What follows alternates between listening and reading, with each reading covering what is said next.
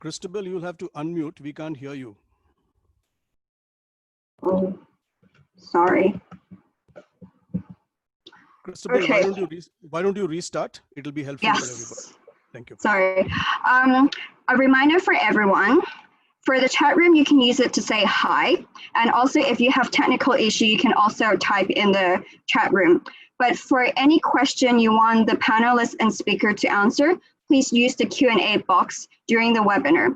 The panelists and the speakers will monitor the Q&A box throughout the entire webinar and answer them possible, because we only have 20 minutes for the panel discussion and may not be enough time for answering everything on live. So please utilize the Q&A box whenever possible. For children and children safeguarding, we are very happy to have our children and youth speaker with us today. We also have a lot of children and students joining us as participants. So as a reminder, please do not send or entertain any direct message sent to you. Please do not disclose your full name or your address or social media account name. Also, if you feel any message or comments are uncomfortable to answer, please, you don't have to answer them, and you can also go to your adult mentor so we can handle the problem. And yes, I am your host. My name is Christabel. I'm the Regional Humanitarian Emergency Affairs Specialist with World Vision Asia Pacific. Very happy to have you all with us today. And also, we have an amazing panel with us, joining us from different agencies. We have Mr. Terry Thomas, the Regional Leader of Asia Pacific of World Vision. We have Mimi Leung, the Regional Humanitarian Emergency Affairs Director from Asia Pacific World Vision. We also have Shannon Chuntai, the Regional Advocacy and Campaign Director with Save the Children Asia. From PLAN, we have Fanda, the Head of Disaster Risk Management for Asia. And from the UN, we have speaker from UNDRR, Mr. Animesh Kumar, the Head of Asia Pacific. While from the government side, we have representative from Vietnam and Australia. Dr. Lee Quan Tuan, Deputy Director of Science, Technology and International Cooperation, Vietnam Disaster Management Authority, and Russell Miles, Director of Climate Resilience and Development Section, Sustainable and Climate Change Branch, Department of Foreign Affairs and Trade. And since this is Children and Youth Voices, we are also very happy to have 4 children and youth representatives joining us today, including Lily from Thailand, Kurtika from Nepal, Salahan Khan from India, and Grace from Australia.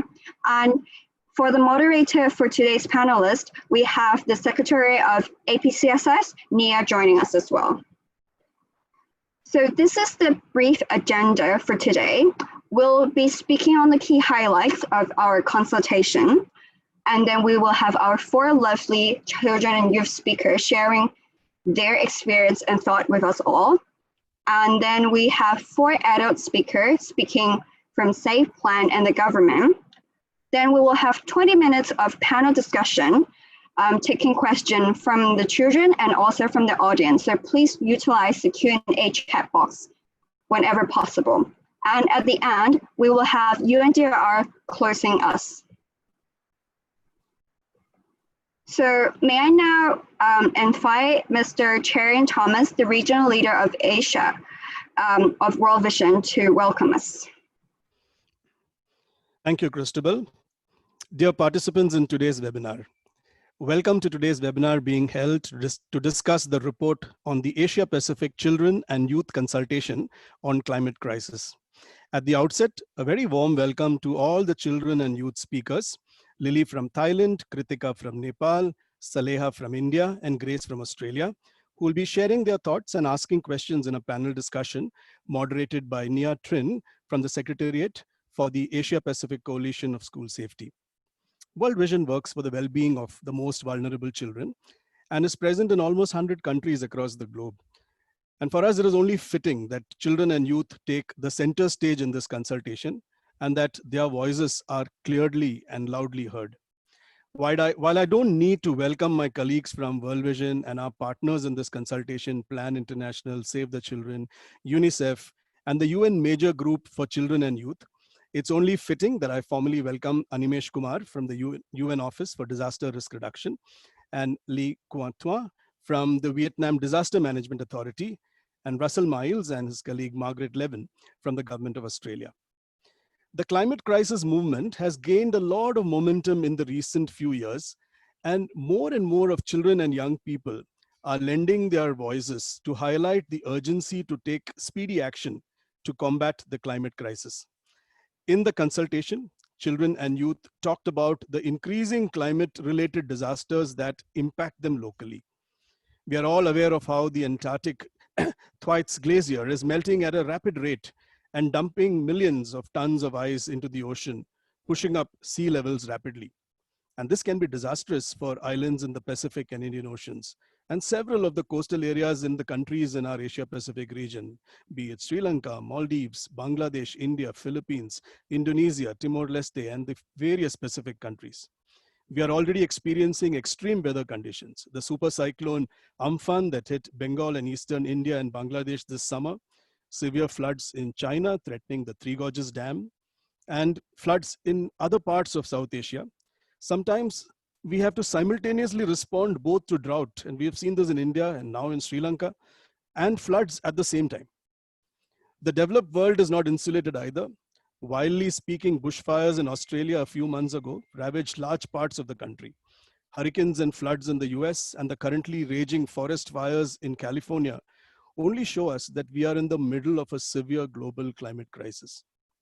World Vision believes that children and young people are influential and vital agents of change. They are not only the future, they are the present. We need to empower them, provide opportunities to talk to policymakers, and to be part of solving the problem. People under 30 are 50% of the world's population. Children below 18 are 30%. They are the most impacted and often the least heard. Children and youth have to become the real guardians of the planet, as the title of the report envisages. World Vision commits to provide girls, boys, young people adequate space for meaningful participation on various issues that impact them, on various matters around children, and in this instance, in the climate crisis, the process of disaster risk reduction, by inviting them to be part of this dialogue. We will continue to work with them in promoting their rights and increasing their access to timely information. In short, we will ensure that children and youth are at the heart of all that we do, and that we will leave no one behind. Thank you, and best wishes as we go ahead with this webinar. Thank you, Cherian. As a brief background, you might have received the link to the infographic summary. That is 3 pages. And for the full report, it will also be released today. And it's available on Relief Web. You can Google it, or an email will be sent to all registered participants after the webinar. I also want to share with you, currently we have 6 countries broadcasting this webinar live. And in future or today, if you are sharing this report to your friends or your colleagues on internet platform, you can also use the hashtag Guardians of the Planet. As you can see, the Guardians of the Planet has a lot of information and content in it. We have the results from our online consultation, the face-to-face consultation, and a lot of learnings in this 1-year process. And in there, we also have a special case study from Australia who also used the same set of questionnaire. So without further ado, may I now pass to Mei to let us through the key highlights of our consultation results. Thank you, Christabel. So let's go to the next page. So hello, everyone. I would like to share with you the results of a consultation that was really amazing that we did in the later part of last year. So as we were preparing for the Asia Pacific Ministerial Conference on DRR, which was supposed to happen in Brisbane, Australia this summer, but got delayed by the COVID. Well, with a group of partners that were really passionate about the climate crisis and its impact, get together, and we were seeing a lot of young people around the world giving voice to their opinion on the climate crisis. So we thought that we should do a online survey to give a platform to young people, to girls and boys, to give voice to what they feel about, what they think about the climate crisis. So we did this in 12 countries, and amazingly, about 8,000 young people and boys and girls, they participated online to give voice to their opinion on the climate crisis. And then in a number of countries, there were face-to-face consultation meetings and also a regional consultation with representatives from 21 countries in Bangkok. So that all happened, and overall we have nearly 10,000 children and young people in Asia Pacific giving voice to what they think about the climate crisis. So here are the results. So next slide. So some of the key findings we found are that about 93% of children and young people, they see that disaster risk reduction, climate change adaptation are very, very important issue for them. And across the region, climate crisis is ranking as the top concern of all children and young people. So this is really significant. Next slide. So what we found are also very concerning to us, because we found that children and young people are no stranger to the climate crisis. And about 99%, that means almost every one of them feel that they have experienced some kind of disaster risk in the past 12 months. So we found that very, very concerning. Next one. And 77% of children and young people have noticed that in the last 2 years, they are experiencing more climate-related disasters locally. Sharon mentioned the Cyclone Amphan. We've also noticed a lot of super typhoons and cyclones hitting the Bay of Bengal and other areas in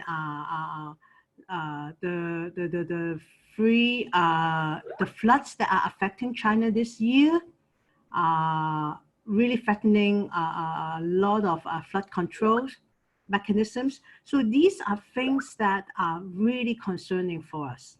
Next one. So there is also a call for an inclusive approach to the disaster risk reduction and the climate change adaptation process. Why is that? Because in the survey, children and young people identify themselves as the most vulnerable group from disaster risk. And this is followed by elderly and people with physical disability. So next one. And that means that it's really important as policymakers, governments work on DRR and CCA processes, that we really have an inclusive approach. So 45% of children and young people feel that, especially children and young people with disabilities, were not given enough support to prepare for disaster. So it's really important that governments collaborate with different stakeholders to include the most vulnerable groups, especially the young boys and girls, young people, children with disabilities, to address the negative impacts of hazards from the climate crisis. So another important finding is that we recommend to really strengthen education curriculum on climate change adaptation. From the surveys, it was found that 21% of children and young people indicate that they receive information, they learn about climate change and disaster risk from formal education. that might be a little bit different from European and the US, but in Asia, our children, a large part of them get this from formal education. And this is especially true for younger age groups. So it is really important that governments, education departments really strengthen the education curriculum on climate change adaptation. And besides formal education, other ways of learning is social media, news. So, but formal education is still the most important channel for young people to learn about climate change. Next one. So it's also important that we mainstream and localize children and young voices in climate discussion. They want to be empowered. They want to be given the opportunity, like this webinar, to be heard and to be involved. So it's really important that we recognize their potentials as agents of change, and that governments and policymakers give voice opportunities to young voices in the policy process. So I conclude that in the report there are a lot of very good recommendations, and but the three important thing is we're asking for inclusive platform for children and young people to speak and contribute to decision making. We want formal education to include in the curriculum DRR and climate change information for improved access for disabled children and young people. And we want to empower children and young people to take actions to address the climate crisis and disaster risk. Thank you very much. Enjoy reading. Thank you, Mimi. That's wonderful sharing of the key highlights of the voices of children and youth in Asia Pacific. Now we would like to hear directly from our children. So may I invite Lily? She is a very experienced climate activist in Thailand. Lily, can you unmute yourself? Hello. Yes, we can hear you. So hello, my name is Lily, and I am actually a newly 13-year-old activist from Thailand. And I've been working on making change and talking to big business leaders and adults in charge to change our planet for the better for 4 years now. And currently I'm working on 6 different projects on how to better Thailand and better the world around us. I'm working on banning single-use plastics in Thailand by talking to large corporations and retailers. I'm trying to talk to the Ministry of Education to try to educate our children about climate change and the world going on around us. Not only that, but I'm trying to get in touch with large retailers. Lily, can you speak a little bit louder? Okay, yeah. I'm trying to talk to different restaurants and brands on how to change their ways to be more eco-friendly as well. Talking to a lot of CEOs and manufacturers like Unilever and IKEA. And I've also been trying to work with the government to get corporations to replant trees to offset the carbon footprint that we are currently making. And hopefully by the next 20 or 15 years, we will have clean energy for all in Thailand. Currently, I am talking to the government in Thailand to ban single-use plastics. And I think I've talked to the Ministry of Natural Resources and Energy, trying to ban single-use plastics. And after a lot of meetings with them, they released a statement and a declaration at the beginning of this year and told us and told everybody that they were going to stop using single-use plastic bags in 75 plus retailers in Thailand. This was one of the big successes that we had. But however, due to the COVID situation, we are seeing a lot of more single-use plastics. So after all of this is happening, hopefully we can push forward and make more change in the future as well. At the beginning, I was talking to a lot of retailers and companies, but about banning single-use plastics, but most of them didn't listen.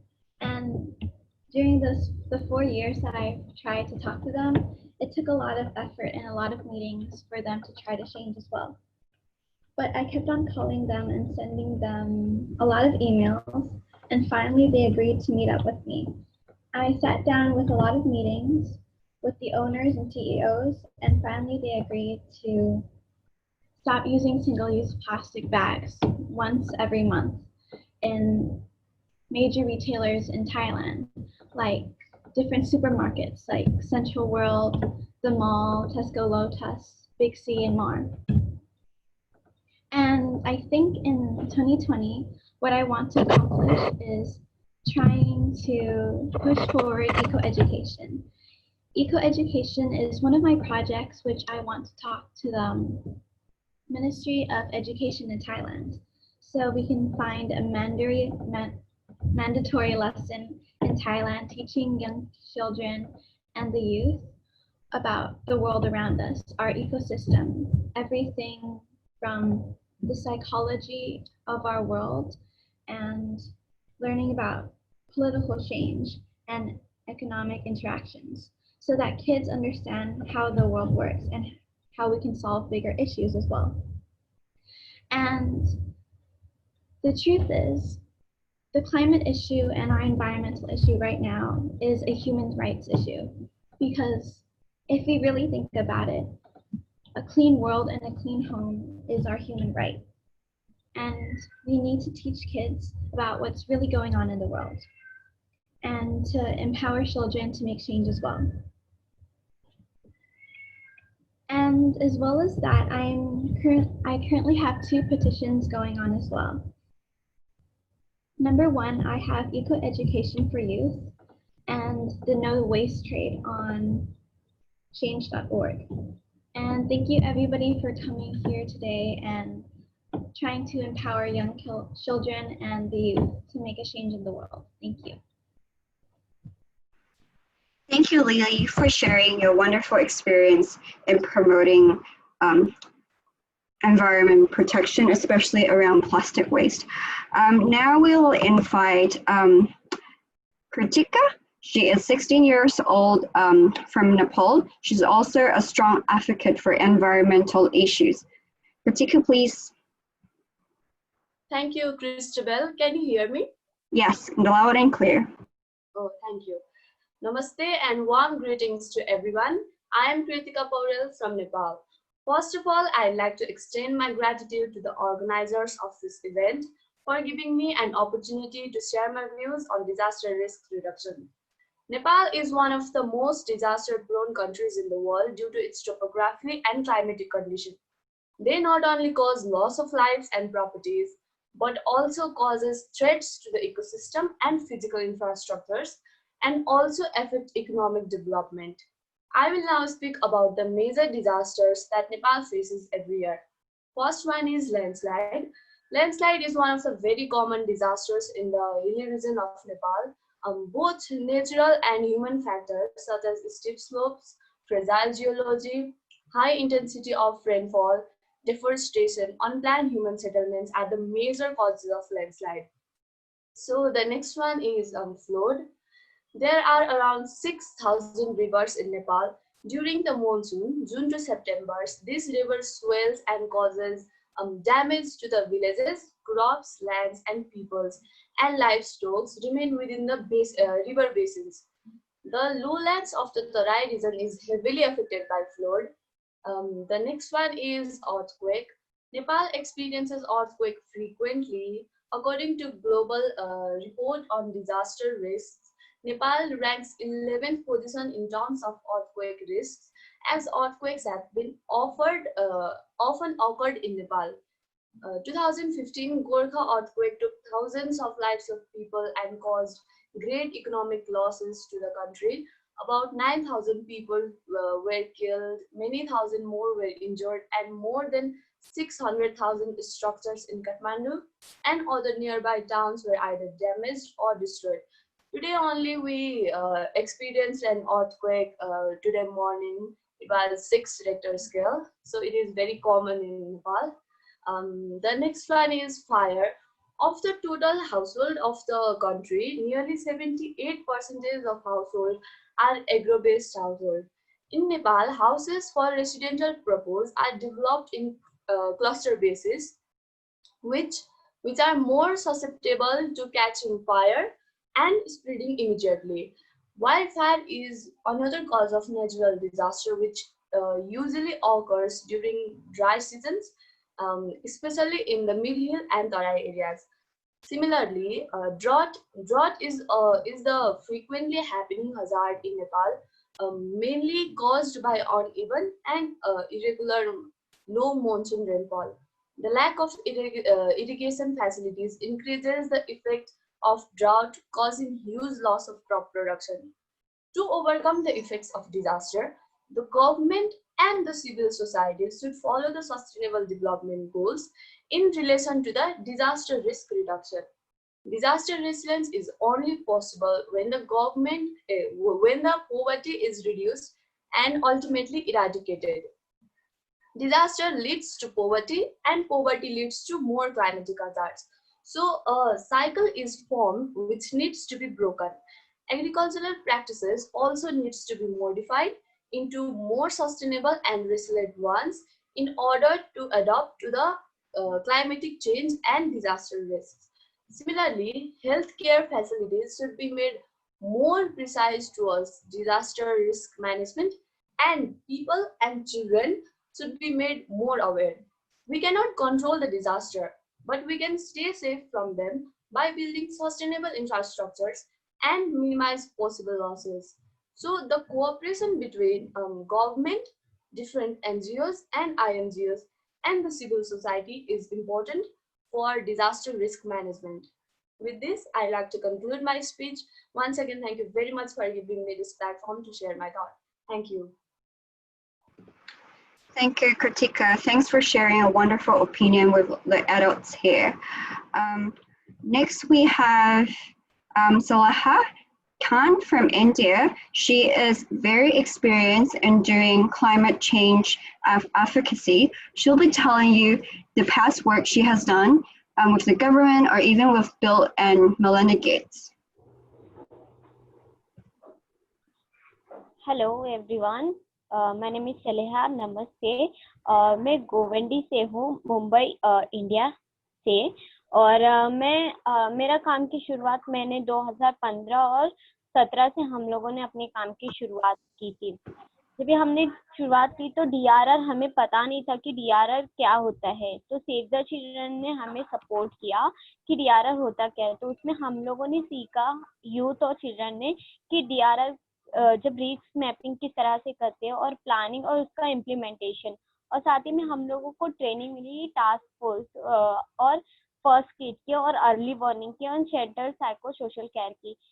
और फिर जब हमको knowledge मिलती तो हम चाहते हैं कि हमारी कम्युनिटीज में बाकी लोग जो है उनको भी पता रहना बहुत जरूरी है। इसलिए हम लोगों ने स्ट्रीट प्ले के द्वारा अवेयरनेस फैलाने की कोशिश की। जैसे कि हमारे ज़्यादातर रिस्क मैपिंग हमने जो किया वो अपने कम्युनिटी में एक्सप्लेन किया कि जैसे स्ट्रीट लाइट की वजह से बहुत सारे इश्यूज होते हैं, साथ में water issues and then drugs and हिस्टीजिंग की वजह से बहुत सारे प्रॉब्लम्स होते हैं कम्युनिटी में। तो इसकी वजह से हम लोगों ने अपनी कम्युनिटी में अवेयरनेस फैलाने की शुरू किया। Hello everyone, I am Shaleha. I am from Mumbai, India. I started my work in 2015-17 with Save the Children. Initially, we didn't know about what is DRR, so then Save the Children has supported us and taught us about risk mapping, planning, and implementation. I became part of the task force where I learned about first aid, early warning, shelter, psychosocial care.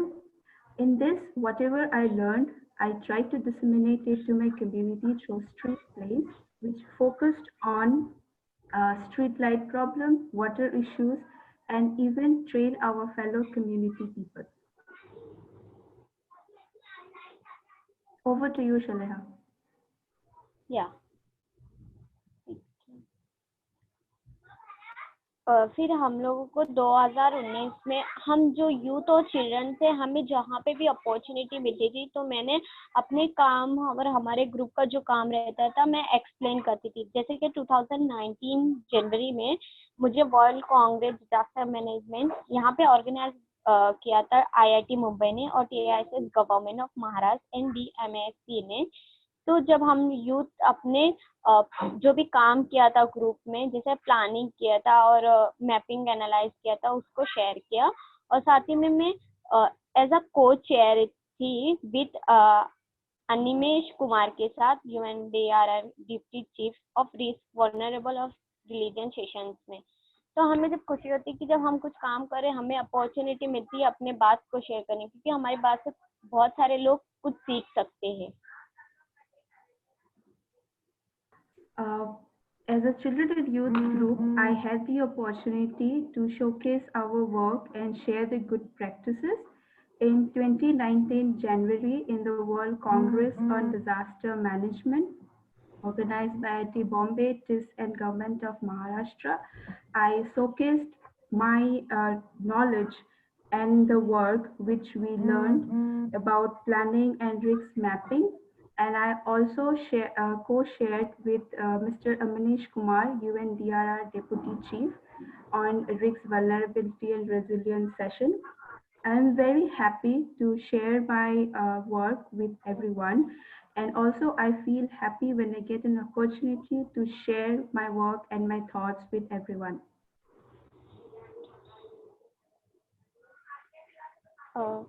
फिर जब भी मुझे हर मौका मिलता था तो हम लोगों ने जो अपने कम्युनिटी में जो सबको बताया कि जो मेंस्ट्रुअल हाइजीन क्या होता है, वाटर एंड सैनिटेशन हाइजीन के बारे में। तो उसके लिए मुझे अपॉर्चुनिटी मिली थी अपने काम को शेयर करने के लिए। तो मैंने मेरे ग्रुप के काम को न्यूयॉर्क में शेयर किया था 2017 में सितंबर में, जब मैं Bill Gates and Melinda Gates के साथ मिली। तो मुझे बहुत गर्व फील हुआ कि हमें जब अपॉर्चुनिटी मिलती है तो हमें चाहिए कि और ऐसे जो लोग हैं जिन तक का सही तरीके से इंफॉर्मेशन नहीं पहुंच पाती, वहां से मुझे बढ़ावा मिला कि हम जितने भी यूथ हैं हमें और काम करना चाहिए और अपने काम को और बढ़ाना चाहिए आगे। So with my work on water sanitation and hygiene, I get an opportunity to travel to New York in September 2017. And I also had the opportunity to meet Bill and Melinda Gates. I feel very proud when I get the opportunity to share my work with them. And also I feel good and very privileged. I feel whatever the work we are getting, I should able to disseminate to the other people and reach out to more people with this campaign.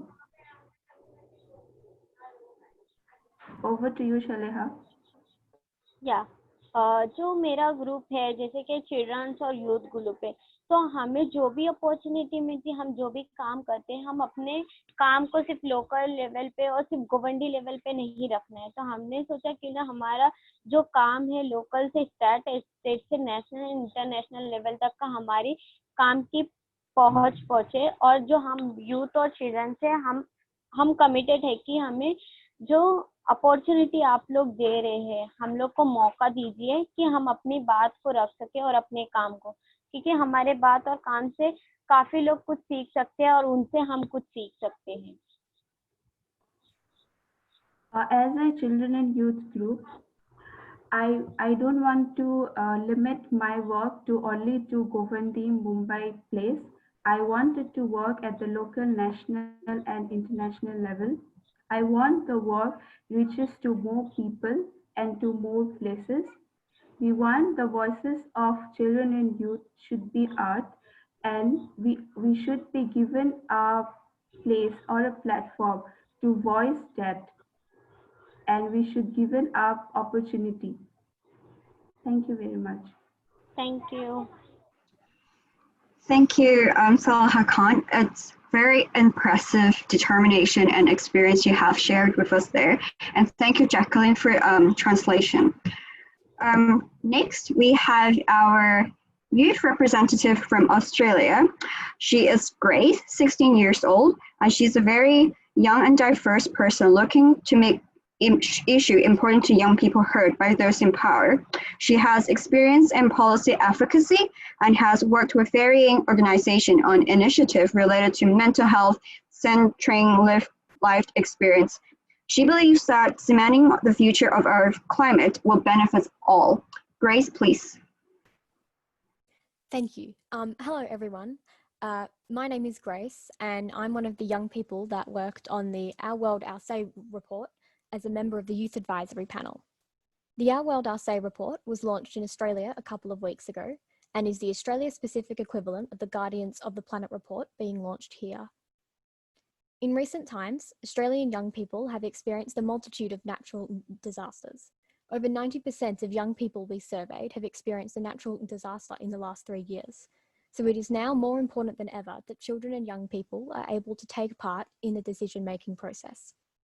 This is the primary aim of the Our World, Our Say report, which was born out of an extended survey conducted in Australia of around 1,500 young people, focusing on aspects of disaster resilience and risk reduction and the impacts of climate change. Young people were involved at every stage of the report, from taking part in the survey right up until the release of the report and even after that. Once the report progressed beyond the survey stage, this was achieved mainly through the Youth Advisory Panel, a group of 20 young people from all around Australia that had taken part in the survey and wanted to provide further input.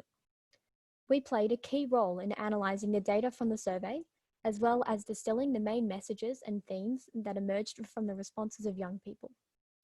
Members of the youth panel were also asked to participate in media opportunities and speak at events related to the report in an effort to uplift the voices of young people in the Australian public discourse. Some of the key messages in the report include that 78% of young Australians surveyed are concerned about climate change and don't believe enough is being done. We have also experienced disasters personally, and 83% of young people believe that there is a link between climate change and natural hazards. We feel underprepared by schools to face disaster. 88% of young people feel that they should be learning more about disaster risk reduction and that they should be taught about disasters relevant to them, such as bushfires and floods. Many of us also feel that our elected representatives are not listening to what we are saying. In fact, only 13% of young people felt listened to by our leaders in government. In saying that, once the Our World, Our Say report had been released, we were quite fortunate to be able to present the report in a public webinar like this one to the Honourable David Littleproud, the Australian Federal Minister for Agriculture, Drought and Emergency Management. So while positive change may not be coming as quickly as the young people surveyed might hope, as many young people felt that the government needs to do more to limit the harmful impacts of disasters, being able to engage in a discussion with a high-profile member of government was certainly a step in the right direction. And if there's one thing that all of this data and analysis shows, it's that young people from Australia across into the Asia and the Pacific are already all feeling the effects of climate change, and that young people and governments across the region should be working together, and that Australia should be doing what we can to support our neighbours. I think for me, in both preparing and reading the report, one of the statistics that stood out the most was this, that less than 1% of young people are not concerned at all about climate change. This number is a clear demonstration of the message of our report, that young people are united in our concern for our future and in our belief that an action is necessary. Thank you for your time. Thank you, Grace, for sharing your experience and during the consultation with children and youth in Australia, and also sharing the key highlights of what we have to follow up on from the government and the stakeholders' perspective. So that is Thank you for all the wondering sharing from all our children's speakers and youth speakers today. And now we will move on to have our speakers from the adult side to share with us. May I invite Shahin Chonte, the Regional Advocacy and Campaign Director for Asia and Save the Children. I will pass you the remote control.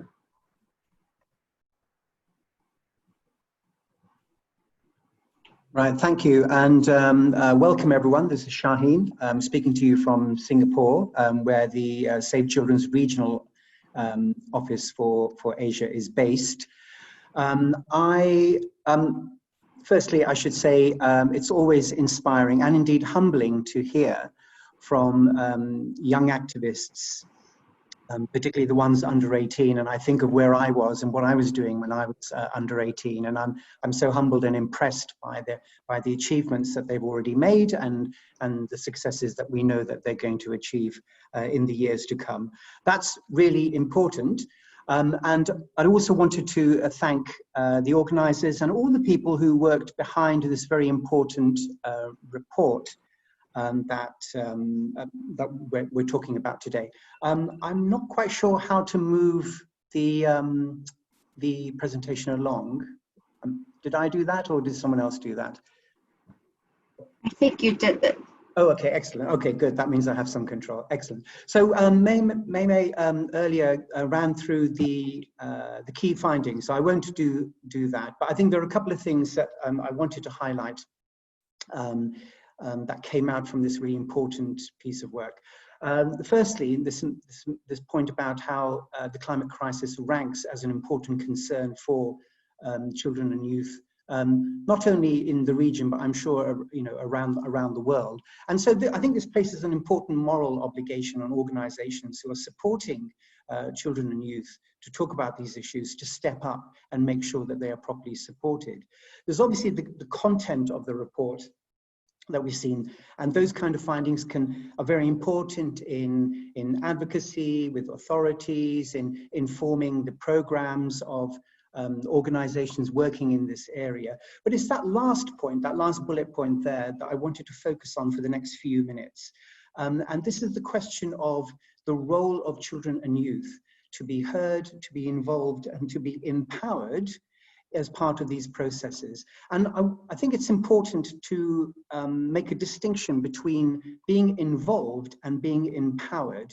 And very often organizations who work with children and youth, such as Save the Children, will collaborate with children and youth in order to achieve common objectives, and we will enable them and create opportunities for them to be heard. And all of that is important, but it's also important to really and genuinely empower them. Why is that important?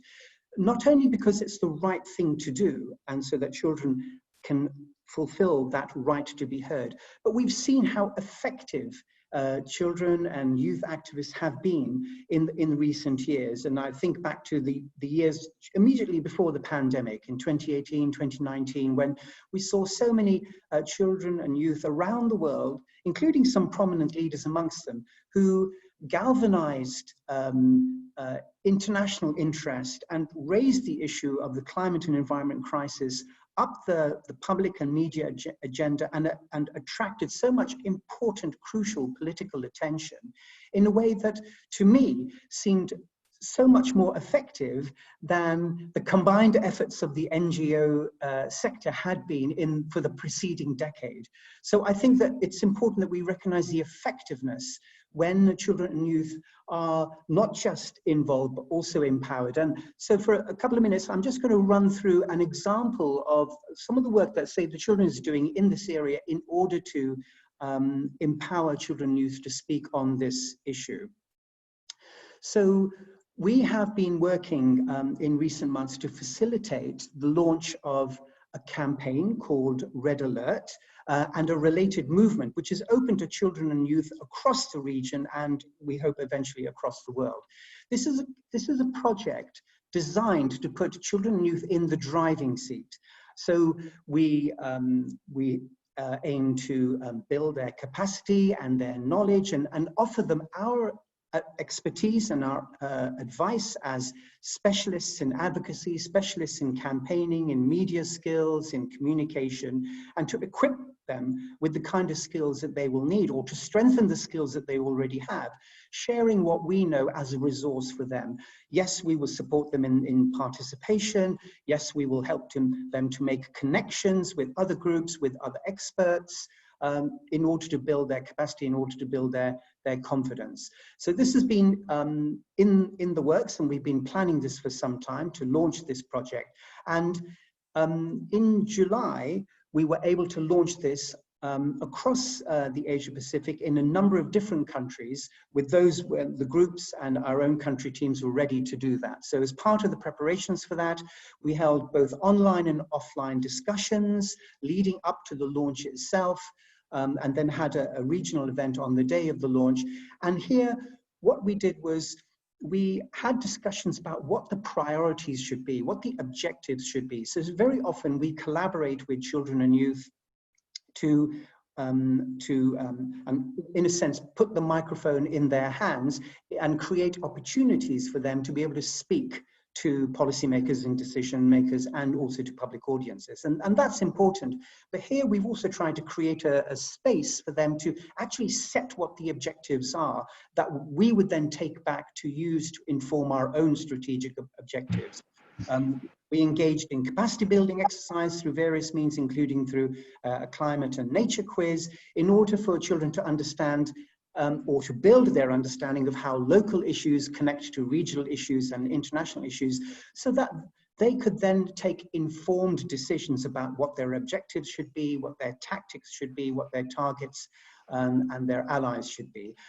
This slide is just to give you a flavor of some of the initial external sort of impacts that we had, but we were able to get media attention. We used some of the activities that we did, such as, for example, a press release, to place the voices of children alongside those of climate scientists or other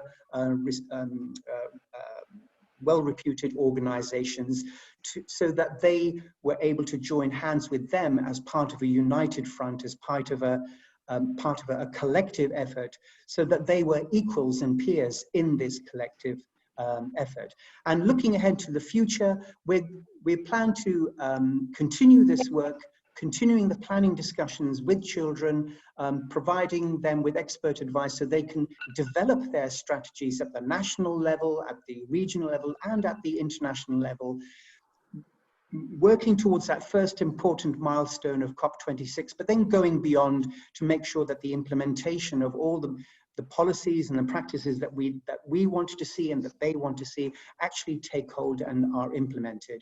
This is the beginning of a bottom-up grassroots movement, which will have children and youth as leaders of that movement, and the doors are open to children and youth across the region, and as I said, across the world, to connect with those who are already part of that movement in order to drive this bottom-up grassroots campaign and to reinforce the ranks of the children and youth activists that we already see in Asia and around the world to drive this agenda forward.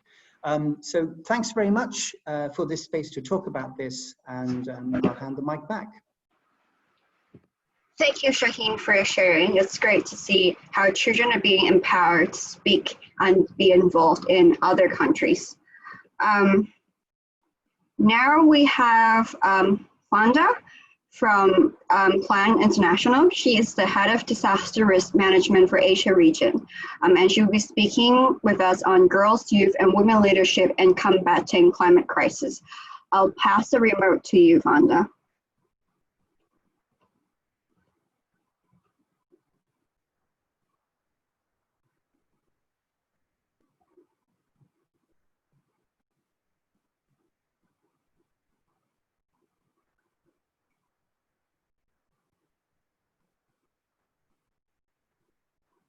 Hi everyone.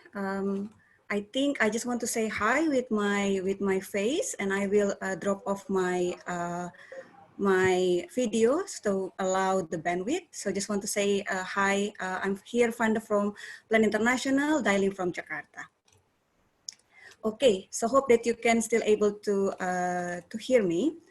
So in the next few minutes, I will talk about the importance of the girls and young leadership in combating climate change, in responding to the Christabel, I'm really sorry I cannot operate the slide. If you can able to help from me, thank you very much. Next slide, please. So in the report, as already been mentioned by Mei, as well as by the colleague from Save the Children, there are interesting comments from children and young people about their perspective on climate crisis as well as DRR. And I'm also humbled to hear from Lily, Kritika, Saleha, and Grace. And from the report, we also found out that both boys and girls in that particular report is not really have a difference, having a difference between girls and boys perspective in terms of climate crisis and climate change, climate crisis and DRR. So in the next few minutes, I would like just to emphasize and see about some fact relate with what happened with the effect of the climate change on girls and young people, and just to kind of like share some insight from Plan International, what we already done so far in terms of addressing this issue, and some of our key messages as food for thought for the participant in this webinar. So as you can able to see on the slide, I mean, Asia is basically having a lot of people, of course, and 1.1 basically are girls or are age beyond 18, and we can able to know that sometimes the impact of climate change towards girls is not really being put forward. And I just putting here some of the way of Plan International see the effect of the impact of the climate change to girls' life. It's forced to drop out to schools, increased risk to violence, child marriage, lose opportunity for economic empowerment, as well as health problem. I just wanted to highlight on one point, forced to drop out school, and basically also relate with what Lily from Thailand is basically telling us, that try to emphasize on eco-education. Girls' education sometimes been critical and been sacrificed by the family when they face the impact of the climate change. Girls sometimes been asked to help the domestic work at the family level, and then they've been taken away from access to education. So they were not able to learn about climate crisis and how they have to cope with this issue. And it's also sometimes related with child marriage. I mean, the family forced them to be married, and then it is kind of like giving them risk to gender and sexual violence, as well as early pregnancy, and also sometimes to death. So this is just an example, Christabel, if you can move to the next slide, on how the impact of the climate change to, especially to girls. And apparently, when we see the national climate strategy, and then we have the documentation for it that everybody can access at the end of this session, it's shockingly that less than 2% of the national climate strategy mention girls. And it is basically ironic, because we know some of our climate activists, and at least the children and young people who speak here are all girls. Greta Thunberg, Marinel from Philippines, they are all girls. But it is still not really been put forward up to the national climate strategy. And some of the commitment from Plan International, as you can able to see on my screen. Next slide, please. So some of the key things that Plan believe, and it is echoing what the girls already tell us, and also the colleague from Save the Children. We want just to not only to involve girls and young people. We want them to be heard, we want them to be empowered, and we want them to take a significant action. And this is some of the activity that we done in our program. We launched this climate change youth activism. We also implement our climate change adaptation child Center Climate Change Adaptation Program. And this is some example of the picture in Thailand, as well as in the Philippines and in Indonesia, how we ensure that the children, girls, boys, and young people able to take and play a significant role. Next slide, please. And then some of the education material that we are producing in our program that can be accessed to everybody. And you can able to see on my screen, and later on I'll put the link that you can able to access. And do let us know if you are interested to get copy of one of it. Next slide, please. I would like to spend time in this particular slide. So what we can do basically to really making sure to reduce the impact of climate crisis of girls.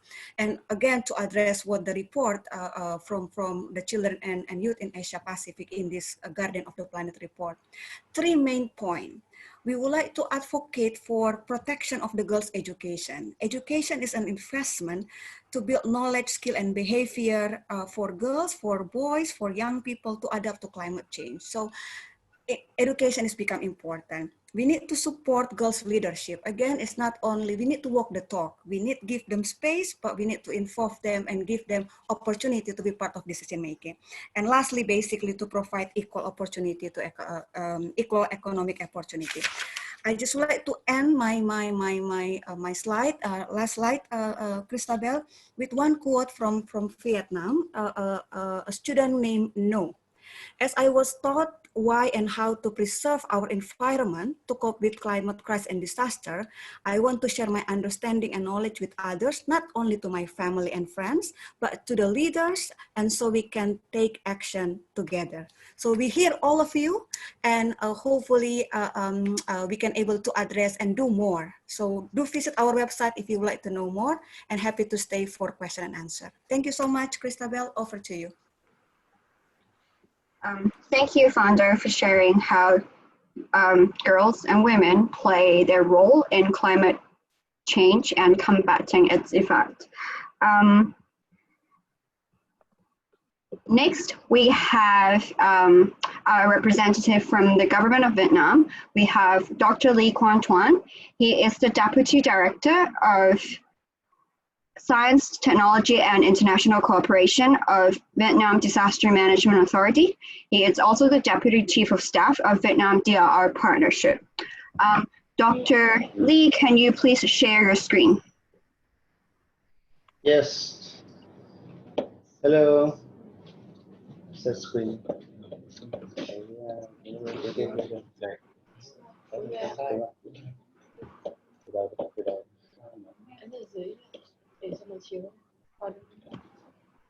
Hello. Good afternoon. We can hear you. Please go on. Yeah. Yes. Can you hear me clearly? Yes, we can hear you. You have 5 minutes. Okay, thank you very much. So on behalf of Vietnam Disaster Management Authority, we would like to congratulate UNDRR and other related agencies to host this virtual meeting specialized on ASEAN Pacific children and youth voice on climate risk and disaster risk reduction. So maybe we are the biggest group to join this meeting. We have representatives from Ministry of Agriculture, UNICEF, and many students, university students in Hanoi to join this meeting. So we hope the output of this conference will be valuable information for the implementation of DRR in Vietnam. So my presentation will have 7 group of information. So we are very pleased to introduce that Vietnam Disaster Management Authority is newly central government body established in 2017. So we are agency at the directorate level under the Ministry of Agriculture and Rural Development of Vietnam. VDMA also take the responsibility of the Standing Office for the National Steering Committee for Natural Disaster Prevention and Control. Since the establishment in 2017, VDMA has focused on many activities to promote standard framework, especially completing the legal framework for create foundation for all disaster management activity, serving for the safety of the people and the social. So Vietnam and UNICEF have important cooperation to join vision paper on child-centered disaster risk reduction in Vietnam by 2030. state that the climate change related natural disaster with a high frequency and intensity has exacerbated the vulnerability of people living in the difficult region. A reported disaster in recent years saw the extreme and extensive and significant disaster that related to climate change. As in 2016 and 2017, Vietnam faced more disaster than usual. Most of disaster divided in the law on disaster prevention and control 2013 has been recognized and recorded. At that time, we have about 20 disaster happen except tsunami. So that we have reviewed and developed the standard procedure to receive and allocate support for emergency response and recovery to ensure the equality that people from the affected area can access the support from communities. Other historical disasters are shown on this slide. So why we focus on children? As you may know, there are many reasons that we need to consider to promote DRR that streaming the role of children, since they are the most seriously affected by natural disaster related to climate change.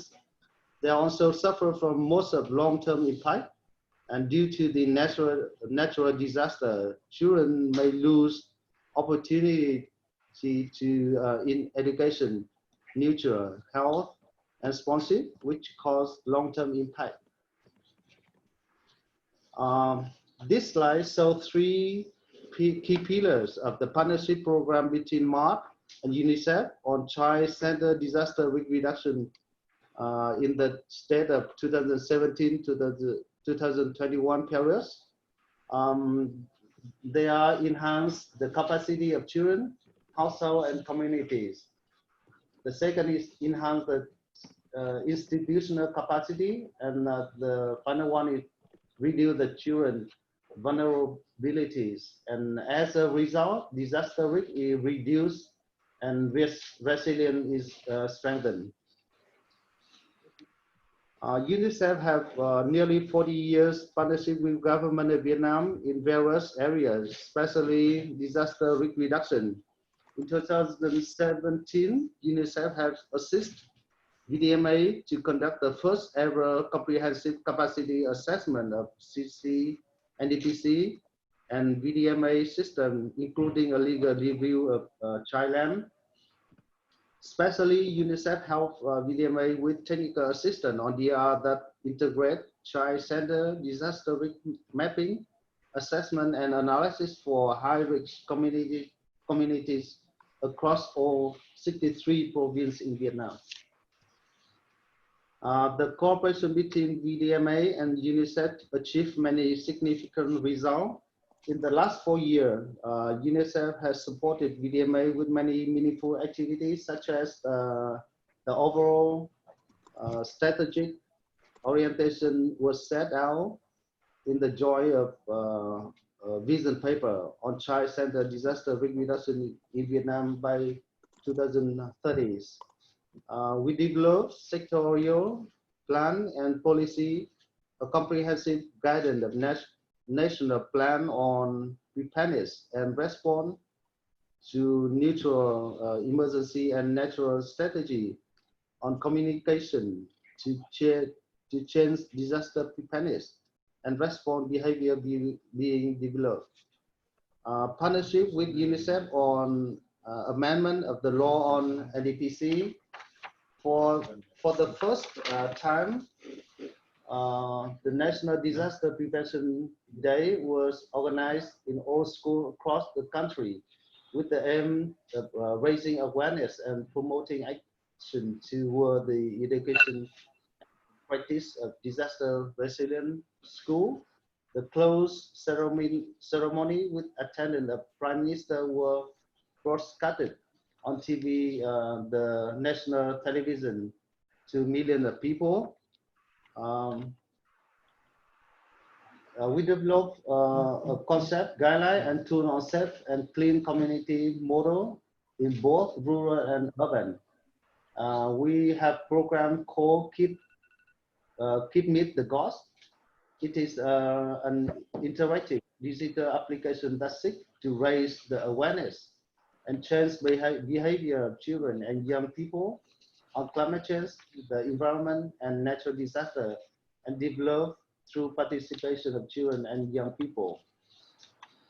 So together with stakeholder participation and support, Vietnam has achieved a lot of achievement.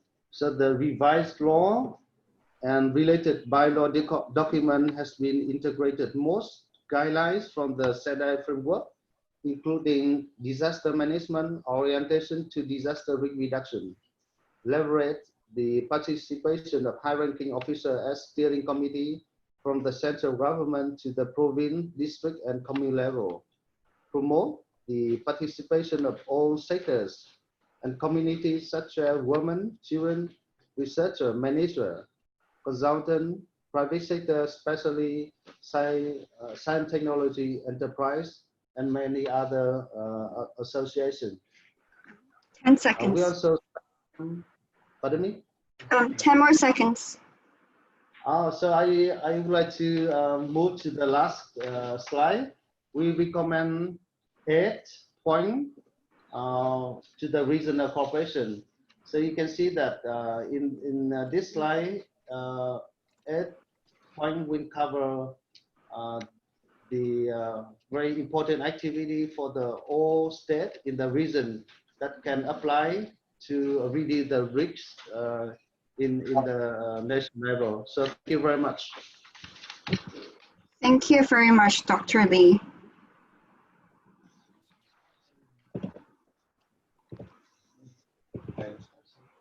Thank you very much for sharing your experience and programming in Vietnam with the children. Now, before we go to our panel discussion, we have our last speaker, Russell Miles, the Director of Climate Resilience and Development Session, Sustainability and Climate Change Branch, Department of Foreign Affairs and Trade, Australian Government. We're very happy to have the representative of Australian government with us, who is also the hosting country of the next APMC DRR. Russell, please. Thanks, Christabel. Can you hear me okay? Yes, I will give you the control. Yep. Great, thank you. Good afternoon, everybody, and it's wonderful to be part of this discussion and panel, and thank you especially to our youth delegates who are explaining what they're doing in their countries and views from the research that was done. Thanks also to Grace for sending the Australian research. I think that's going to be very useful for us. I'm the director in the Department of Foreign Affairs and Trade, who is responsible for climate resilience and development in our region. I'm also responsible for stakeholder engagement, including on working with youth, with and gender issues, and Indigenous peoples. So this is a really important discussion to be part of. I'm just going to quickly outline what we've been doing in the region. So we have just released a new strategy about integrating climate change and DRR across Australia's aid program, which is for the Indo-Pacific region. This was developed under a lot of stakeholder engagement, including submissions and reaching out across Australia to NGOs and having a range of discussions as part of that. Some of those NGOs do focus on working with youth, and we did hope that a lot of that consultation was done by those groups. We certainly made sure that the strategy has a very strong focus on social inclusion, and so it does specifically refer to engaging youth and women and children and disabled people and Indigenous people in Australia's climate action in the region as a key component of that work. That's my contact details, which I'll come back to. Whoops. How do you go back, Christabel? Thank you. So why do we decide to do this? I think clearly, as we've said today, our assessment is that climate change was amplifying our development and economic growth challenges in the region, and without proper strategic intervention, it was going to erode a lot of the gains that we had seen over the last 20 years. It actually makes for better development outcomes and builds long-term resilience to climate impacts, but also useful for other things such as COVID and other types of shocks. And from our perspective, climate action is going to be a long-term part of Australian aid program going forward, and not just a short-term thing, but quite a long-term strategy. So we created the strategy. It's focused on integrating climate change across the aid program, targeted climate action, specifically focused on particular outcomes, and also this idea of mainstreaming or integrating climate change across the whole of the Department of Foreign Affairs and Trade and what we do, and from an aid perspective, but also from a diplomatic and a trade and foreign policy perspectives as well. Just quickly on the strategy, it does help us guide our foreign aid to the region, which is a minimum of 200 million per year, but actually, as you can see, it does keep increasing every year. And most of that is very much focused on the Asia Indo-Pacific region, with then World Unspecified being global funds and engagement with NGOs and others like that. So, and lastly, it's very much focused on building resilience and adaptation, and sort of general support to good development outcomes in the region. So that's our strategy. As I said, like, we did involve youth in the engagement and development of that strategy. But of course, there is a lot more that we could do going forward in implementing this 5-year strategy and designing the next one. These discussions, I think, and the reports that have been created by World Vision and others are very, very useful for us, because it's very difficult, of course, as government officials to go and talk to everybody individually, but be able to get this analysis with really well-grounded research is really important to us, because it is about finding an evidence base to make better policy decisions. And so this research and surveys very, very critical way of informing and influencing government decision-making. Other things that we've been doing last year, the Climate Action Summit at the UN, headed by the UN Secretary General. We joined the Kongesh initiative on engaging youth and children in climate action. One of the things that we're doing to implement that is we're currently setting up a youth working group, which will engage with DFAT and therefore through to the ministers on issues of climate change, disaster risk reduction, and concerns of youth and children in Australia. So that's being established at the moment. We're going to have a working group who will steer that engagement, but looking for ways of how we incorporate information from a range of people across Australia. That work is going to focus on how Australia engages in the multilateral engagement in the UNFCCC process, but also bringing in connections about what Australia is doing domestically for our emissions reduction and adaptation efforts, and also what are we supporting in the region. So that will be an important component of our sort of new step forward.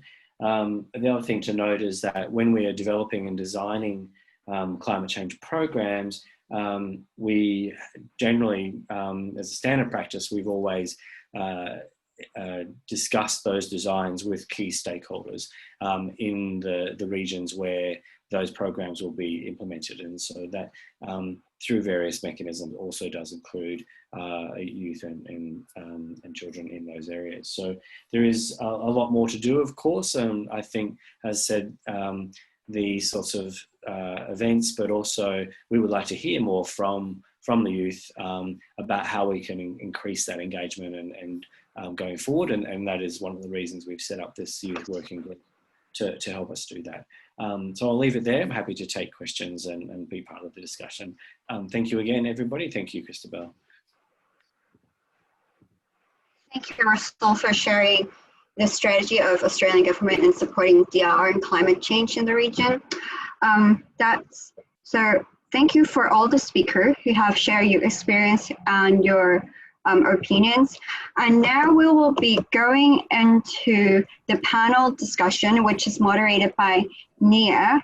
So a reminder for you all is the Q&A and panel discussion is 20 minutes. Please kindly type your question into the Q&A chat box.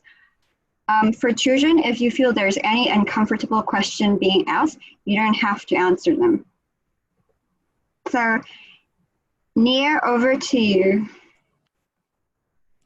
Thank you very much, Christabel, and good morning, good afternoon, everyone. Thank you all the panelists, and especially our girls who already shared their opinions and sharing all the, voicing up from the on behalf of the children and young people. So thank you. And with this round of discussion, I would like to give the floor for everyone's and also the children and youth who are participating in this webinar to raise your questions to our panelists. And together with that, we will have already see from the Q&A box some questions already. So I wanted to pick up some questions from there first so that people can see. Some of the questions have been answered but in the private mode, so maybe I will also push back to the panelists to pick it up and share your answers again. Firstly, it's also our pleasure to invite young people to raise your questions, and a question already came to us from Saliha Khan, who already shared a presentation earlier, and I wanted to start with that. So Saliha Khan and Jacqueline, could you please turn on your microphone and share your questions to the panelists, please? Over to you, Jacqueline and Saliha Khan. Thank you so much Saleha आप सुन रहे हो आप अपना question बता सकते हैं Saleha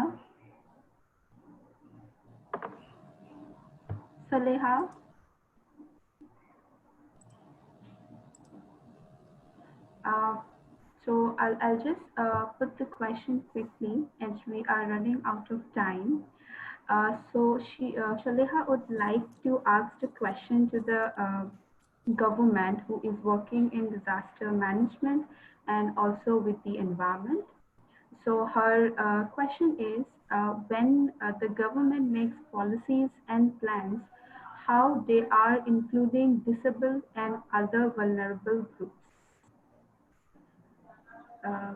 So can I put her second question, or is this, I can just put on one question and hold on to it? Yeah, thank you, Jacqueline. Maybe just one question first, and with that question, yeah. Okay. And with that, thank you. And with that questions, may I ask the panelists if you want to address any one of you, please?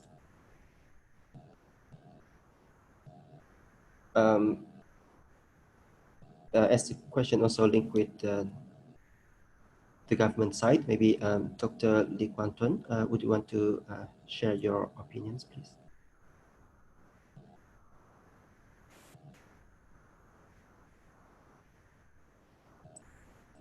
Hello, panelists. Yeah, thanks. Can you repeat your question to me? You have questions to me, right? Yes, it was. Yeah, it was the question from Saliha Khan from India, who asked that in terms of the policy and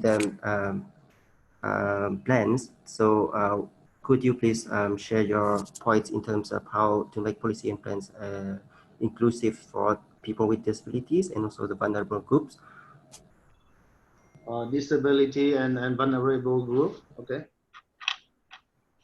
Should I answer right now or later? Yes, please. Yes, please. Could you please share any voice from side? Actually, right now we have some research on how to integrate DRR to disabilities and vulnerable group. So we integrate into investment project and some ODA project.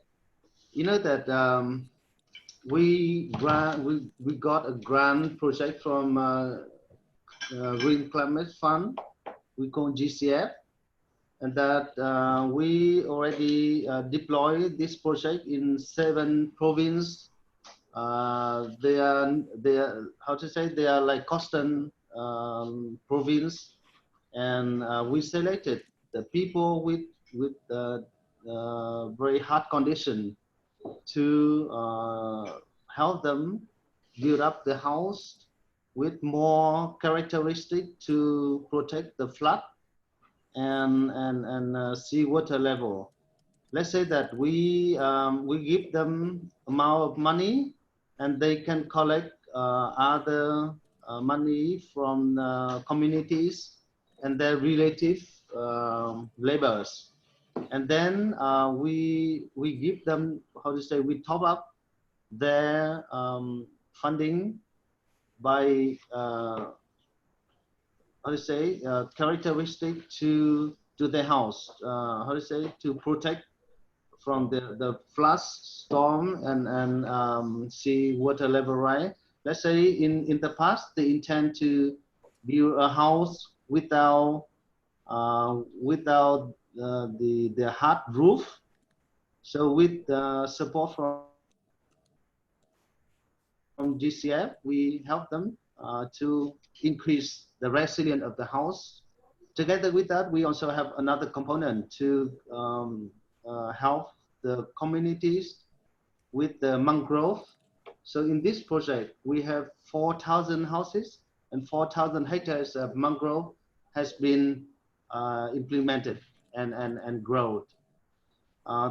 Another component to this project, we hold 520 class for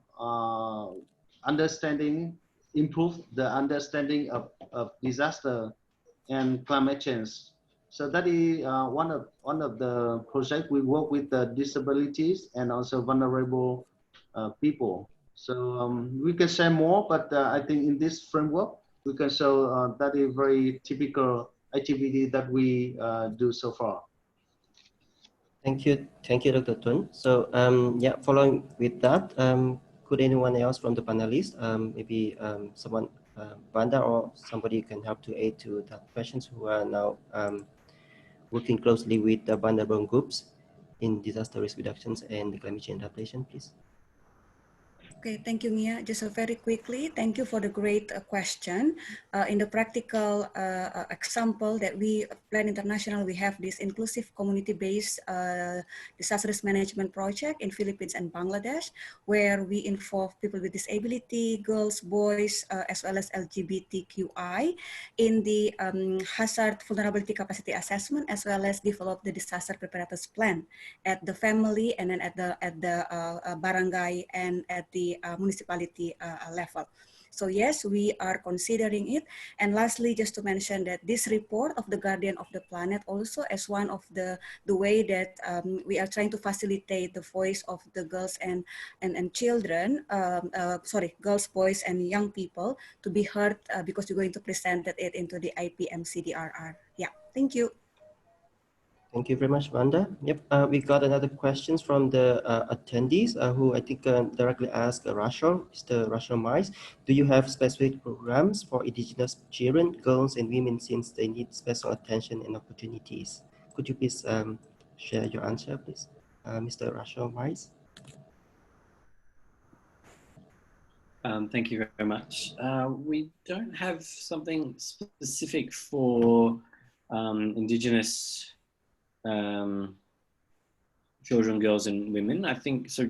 Well, not directly. I guess what we do have is that we are working we'll look how to engage more with indigenous communities in Australia. At the same time, we're looking at working more with women, and also at the same time looking to work more with youth and children. So I guess that those things will triangulate to come together to allow us to sort of look at working with Indigenous women and children and youth.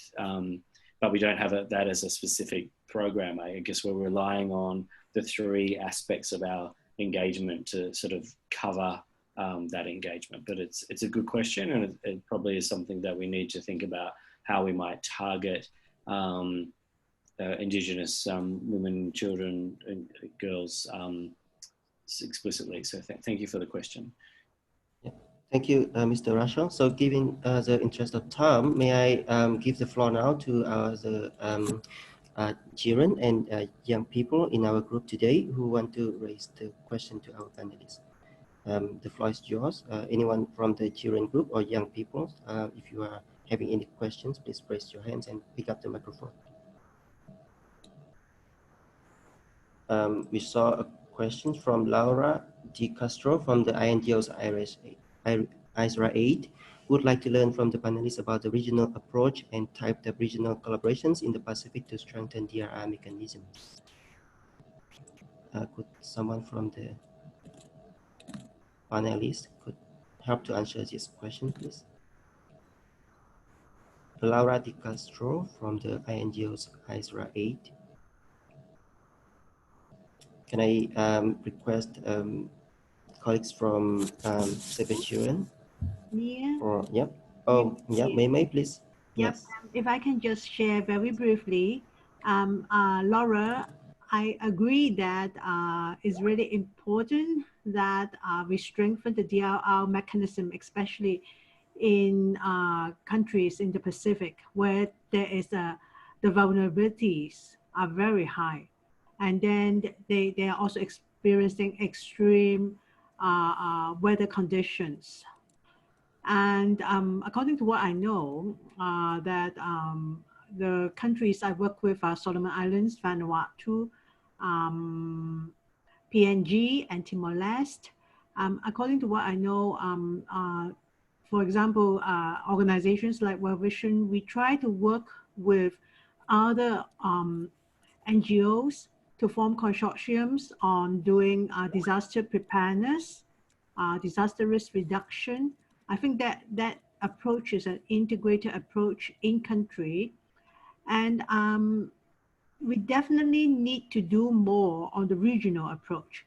And from World Vision side, we're trying to engage our Pacific colleagues more on the regional things. Like, for example, this kind of dialogue, we're trying to increase the participation of the Pacific. But it is not easy because they have so much challenges like connectivity, and it is not easy. But definitely want to say that a lot of good work are being done there, but definitely to encourage more integrative and collaborative approaches. Nia, over to other colleagues who might want to answer as well. Thank you, Mei. I think, yeah, given the interest of time, we are running closely to the end of the webinar. So maybe for the Q&A, please carry on to insert your questions to the Q&A box, and then our panelists may help to answer it directly to the Q&A box. And for others, we still saw some questions, so we will try to follow up and get back to you. For now, I think I would hand over the floor now back to Christabel for your following up with the next Thank you, Nia. Yeah. Thank you, Nia, for moderating for the panel discussion. I know there's a lot of wonderful questions that the audience would like our panelists and speaker to answer, but due to the time limit, please continue to pop your question in the Q&A box, not the chat box, the Q&A box. We'll try to follow up and hopefully can include in the, when we send back the recording, if possible. So, last, before we close today's webinar, may I invite Mr. Amanish Kumar, the Deputy Head of Asia Pacific United Nations Office for DRR, to share the closing remarks. Mr. Animesh, please. Thanks, Christoph, and thanks everyone. I would start by congratulating the entire team behind this landmark report, and we have been very happy to have contributed to this report as well. It's also very happy to see so many familiar faces. We are continuing to become a growing community, but we also know each other very well. It is happy to see some very familiar faces we have worked with, or both on the panel and also among the participants. Now, I would try to give in my closing reflection some global perspective, some regional perspective on how we can move this discussion forward.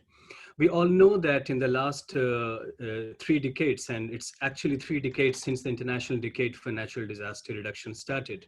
So we are in the 30th year of implementation of a structured dialogue on disaster risk reduction. In the last 30 years, we have made some considerable progress in disaster risk reduction, including through early warning systems, preparedness mechanisms, and so on, and which has led to a perceptible decline in mortality levels across the world for a series of hazards. But at the same time, we have also seen that the vulnerabilities have increased, the inequalities have increased, economic losses have increased.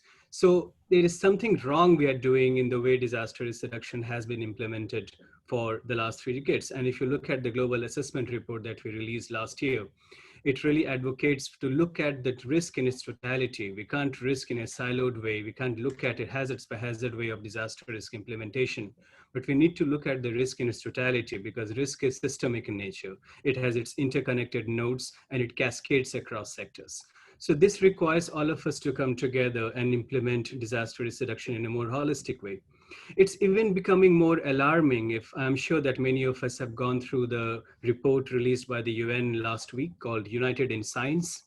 And there are some different series of headline figures that have been thrown open in context of the climate change as well as the impact on disasters and of the disasters. But what comes out very starkly from the report is the anthropogenic factors, the human interface, the human footprint on climate, which is determining the impact of climate change. For example, we all know that the intensity and frequency of cyclones is increasing, but the floods and the rainfall associated with cyclones is because of the result of the human interface, which is coming out through a scientific analysis. And there are several other factors that are determining it as well.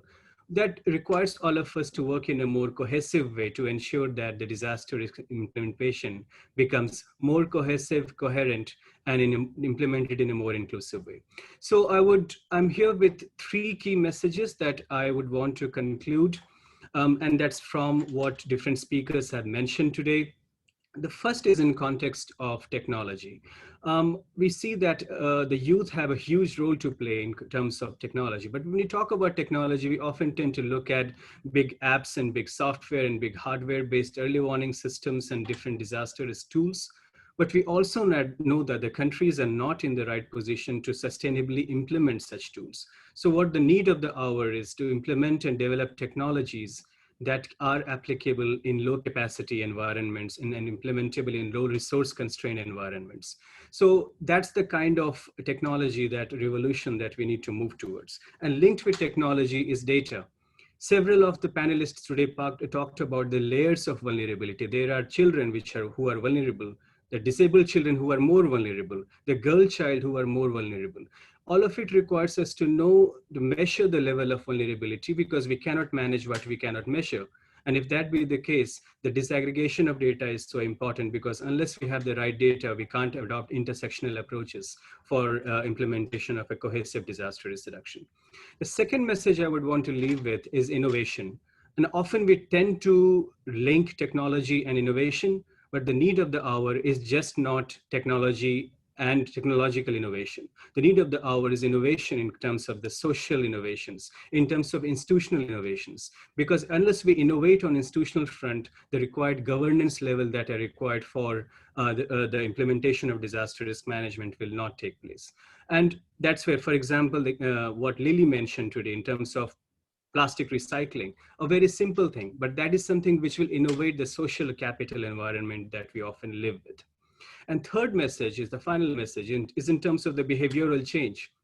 Grace very rightly pointed out that the new normal that we're living with requires a behavioral change, but it's a long-term process. It will not happen the way the youth hope it to happen. But the behavioral change is important. That's the raison d'etre for disaster risk reduction. And the right communication is very important for ensuring a behavioral change. The kind of the SDGs we need to implement in the next 10 years and the way we are as of now, we definitely need to take the rapid steps forward. So what's happening at the ground level, what Saleha, with who I was very much eager to meet, she has done a wonderful job in the Mumbai slums. Those are the examples which will bring behavioral change, and through communication, we can advocate for it further. 3 more points, which are the enabling factors, and I'll quickly wrap up with that. One is that while youth are moving forward as activists, they also need to ensure that they have the right substance and content in place so that then they can speak with more force. And the Guardians of the Planet report is an excellent landmark report that provides that level of content. Second is in terms of terminology. We need to simplify what we speak, because sometimes we start speaking the same terms, using the same terms so many times that we ourselves forget the meaning of those terms. We need to simplify the language we use in terms of communicating better.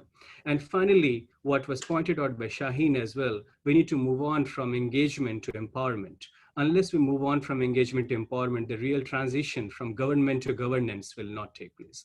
And the governance itself is based on the concept of inclusiveness. And unless we turn this concept into practice, we will not be able to achieve the holistic view of disaster risk reduction and climate adaptation.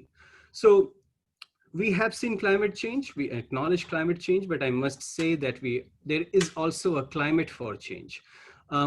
And I'm very happy to see the kind of momentum that the youth and children of this region are building up, which are applicable. And I'm sure that we will carry forward many of these messages towards the Asia Pacific Ministerial Conference.